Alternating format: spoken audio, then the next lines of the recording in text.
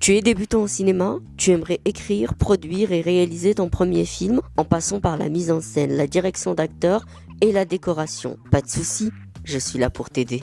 La première étape dans la réalisation d'un film, c'est évidemment l'idée, le brainstorming. On peut avoir des millions et des millions d'idées pour un film, mais attention, toutes les idées ne sont pas bonnes pour en faire des films. Cela ne veut pas dire que l'idée est mauvaise, tout au contraire, cela veut juste dire qu'il faut réadapter l'idée. Dans mon cas, je vais vous parler du court-métrage, parce que pour moi, c'est le meilleur exercice pour tout réalisateur. Quand on sait réaliser un bon court-métrage, on saura bien réaliser de longs métrages, des séries, des clips, des documentaires, tout ce que vous voulez. Donc étape 1, l'idée. Imaginons que vous voulez créer une histoire sur un pirate célèbre. Moi, ce que je peux vous conseiller, c'est de commencer par pitcher votre idée. Le pitch, c'est le premier document de votre dossier de production et le pitch se divise en deux, le pitch écrit et le pitch oral.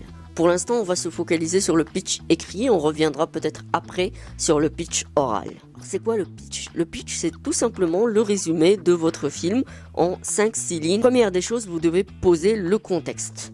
Introduire notre personnage, savoir où il est et son objectif. Exemple, revenons sur notre histoire de pirate. Vous pouvez dire Flint, un pirate fidèle à la couronne d'Espagne, vogue sur toutes les mers à la recherche d'un trésor qui lui permettra de devenir chevalier sous le règne de Charles Quint. Maintenant, on sait qui est notre personnage, ce qu'il fait et ce qu'il veut.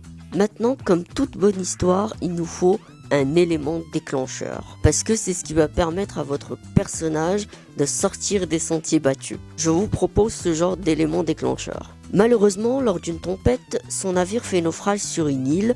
Il est le seul survivant. Voilà, là notre personnage va pouvoir évoluer. Maintenant, en quelques phrases, il faut décrire la nouvelle situation de notre personnage. Exemple, chaque jour passé sur cette île, Flint s'accommode peu à peu à sa nouvelle vie. Maintenant, vous pouvez clôturer votre pitch, soit en spoilant carrément votre finalité, ou en proposant une fin ouverte ou un questionnement. Pour ma part, moi je vous propose ça. Flint arrivera-t-il à éveiller un nouveau trésor en lui ? Voilà comment la fin d'un pitch doit être conçue. C'est soit vous mettez carrément ce qui va se passer à la fin, soit vous laissez supposer à votre lecteur une direction que va prendre votre personnage. Donc le pitch, bien sûr, comme un scénario, ce n'est pas un document qui s'écrit, mais plutôt qui se réécrit. C'est très important ce que je dis là, parce que le pitch, vous devez le réécrire.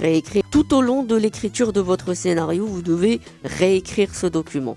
C'est vraiment très important parce qu'il va évoluer. Là, c'est vraiment un truc qu'on a fait en 30 secondes, mais bien sûr, le pitch, c'est un document qui est vivant, comme le scénario. Il doit être réécrit, jusqu'à la fin, jusqu'à la dernière minute. Alors pour vous rappeler de cette structure, je vais vous donner un moyen mémotechnique que m'a donné un producteur quand j'avais 20 ans et quand j'avais écrit mon tout premier court-métrage.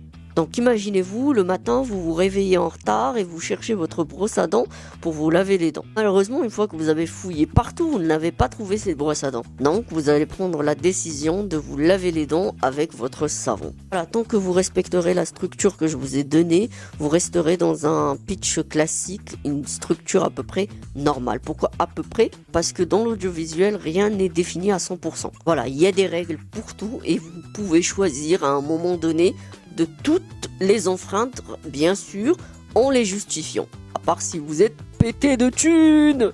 Voilà, donc prenez soin de vous et écrivez!